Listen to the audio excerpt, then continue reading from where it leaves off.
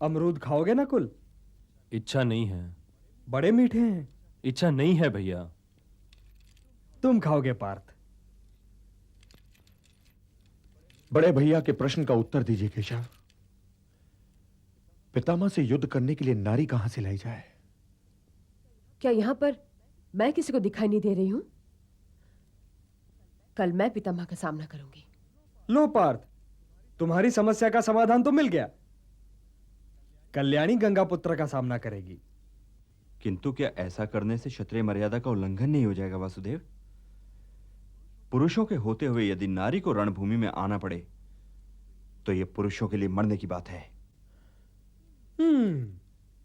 बात तो बड़े भैया भी ठीक ही कर रहे हैं पांचाली। पुरुषों के होते भला नारी रणभूमि में क्यों जाए? मुझसे पुरुषों की बात न कीजिए वासुदेव। कुछ पुरुषों को मैं भी जानती हूं। ये 5 महापुरुष चाहते यही है कि कोई भी ऐसा मार्ग निकल आए कि ये गांधारी पुत्र का वध करने से बच जाए। वे तो इन महापुरुषों के सगे हैं, मैं तो पराई हूं। यदि मेरा अपमान भी हो गया तो कौन सा आकाश फट पड़ा, कौन सा पहाड़ टूट पड़ा। अब ये तो तुम इनके साथ खुला अन्याय कर रही हो कल्याणी। ये महापुरुष हैं, जब ही तो साधारण व्यक्तियों की भांति प्रत्याक्रमण नहीं करते। तुम भी एक असाधारण नारी हो द्रौपदी, और एक असाधारण नारी की भांति प्रत्याक्रमण करना सीखो। क्या तुम ये चाहोगी कि कल इतिहास ये कहे कि तुम्हारे इन खुले हुए केशों के लिए लाखों लोग कट गए? क्या तुम्हारे ये अपमानित केश रणभूमि में पड़े लाखों शवों का बोझ उठा सकेंगे? तुम केवल एक नारी नहीं हो कल्याणी, तुम समस्त नारी जाति के स्वाभिमान का प्रतीक हो। इसलिए जहां मूल प्रश्नों पर वाद विवाद चल रहा हो, वहां अपने ये अपमानित खुले हुए केश न दिखलाया करो।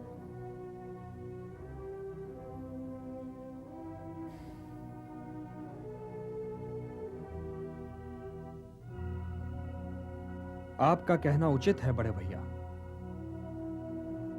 आपके होते कल्याणी रणभूमि में नहीं जा सकती, किंतु भ्राता शिखंडी को तो कोई मर्यादा रोक नहीं सकती। भ्राता शिखंडी?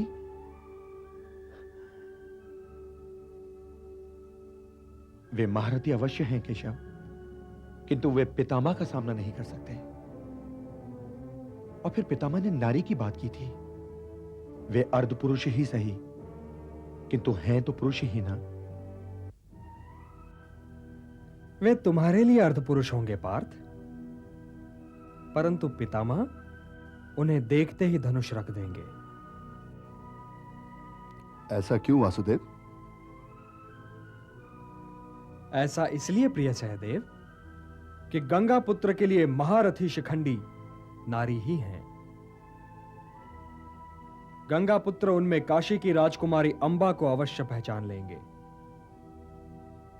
यह ठीक है कि गंगा पुत्र ने काशी राजकुमारी अंबा का जाने या अनजाने में तनिक भर भी अपमान नहीं किया था, किंतु अपमान के नरक में जलने वाली अंबा यह देख नहीं पाई थी, और उसने हस्तिनापुर राजसभा में प्रतिज्ञा की थी कि चाहे उसे जन्म पर जन्म लेने पड़े, किंतु वही गंगा पुत्र भीष्म की मृत्यु का कारण बनेगी। तो उसने जन्म पर जन्म लिया सहदेव, और आज शिखंडी बनकर कुरुक्षेत्र में उपस्थित है। किंतु क्या पितामह उन्हें पहचान लेंगे वासुदेव?